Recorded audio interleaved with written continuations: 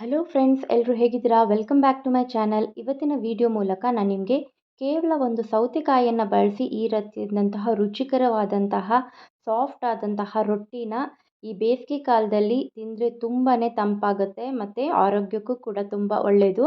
ಬನ್ನಿ ಹೇಗೆ ಮಾಡೋದು ಅಂತ ನೋಡ್ಕೊಳ್ಳೋಣ. ಮೊದಲಿಗೆ ನನ್ನ ಚಾನಲ್ನ ನೋಡ್ತಾ ಇರೋರು ಪ್ಲೀಸ್ ಸಬ್ಸ್ಕ್ರೈಬ್ ಮಾಡಿಕೊಂಡು ನೋಡಿ, ಲೈಕ್ ಮಾಡಿ, ಶೇರ್ ಮಾಡೋದನ್ನು ಮರಿಬೇಡಿ. ಬನ್ನಿ ಈಗ ವಿಡಿಯೋನ ಮುಂದುವರ್ಸೋಣ.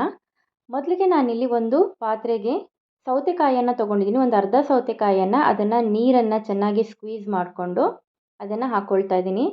ಮತ್ತು ಈರುಳ್ಳಿಯನ್ನು ಕೂಡ ಒಂದು ಈರುಳ್ಳಿಯನ್ನು ಕಟ್ ಮಾಡಿಬಿಟ್ಟು ಚಿಕ್ಕದಾಗಿ ಹಾಕ್ಕೊಳ್ತಾ ಇದ್ದೀನಿ. ಕೊತ್ತಂಬರಿ ಸೊಪ್ಪನ್ನು ಚೆನ್ನಾಗಿ ತೊಳೆದು ಅದನ್ನು ಕೂಡ ಚಿಕ್ಕದಾಗಿ ಕಟ್ ಮಾಡಿ ಹಾಕ್ಕೊಳ್ತಾ ಇದ್ದೀನಿ. ಒಂದು 2 ಹಸಿಮೆಣಸಿನ್ಕಾಯಿಯನ್ನು ಚಿಕ್ಕದಾಗಿ ಕಟ್ ಮಾಡಿ ಹಾಕ್ಕೊಳ್ತಾ ಇದ್ದೀನಿ. ಮತ್ತು ಅರ್ಧ ಟೀ ಸ್ಪೂನ್ ಆಗುವಷ್ಟು ಉಪ್ಪು ಮತ್ತು 1 ಕಪ್ ಆಗುವಷ್ಟು ಜೋಳದ ಹಿಟ್ಟನ್ನು ನಾನಿಲ್ಲಿ ಸೇರಿಸ್ಕೊಳ್ತಾ ಇದ್ದೀನಿ. ಇದಕ್ಕೆ ಸ್ವಲ್ಪ ನೀರನ್ನು 1 ಕಪ್ ಆಗುವಷ್ಟು ನೀರನ್ನು ಸೇರಿಸ್ಕೊಂಡು ನೋಡ್ಕೊಂಡು ಸೇರಿಸ್ಕೊಳ್ಳಿ. ಹಾಗೇ ಜಾಸ್ತಿ ಆಗಿಬಿಟ್ರೇನು ಚೆನ್ನಾಗಿರಲ್ಲ.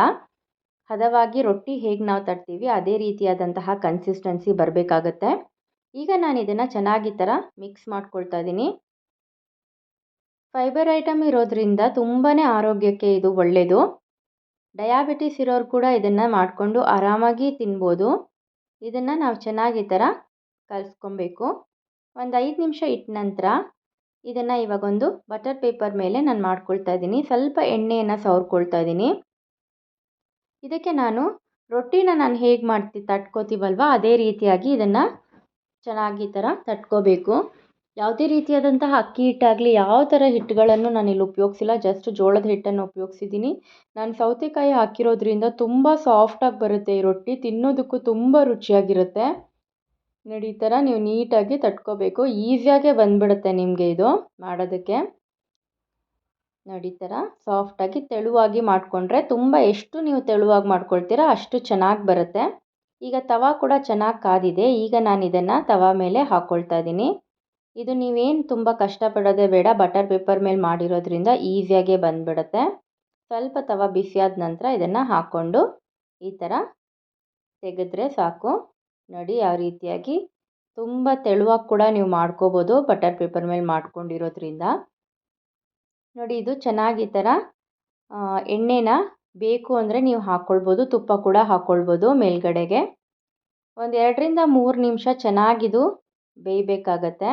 ಇವಾಗ ಚೆನ್ನಾಗಿ ಬೆಂದಿದೆ ಇದು. ಈಗ ನಾನು ಇದನ್ನು ತಿರುವಾಕ್ಕೊಳ್ತಾ ಇದ್ದೀನಿ.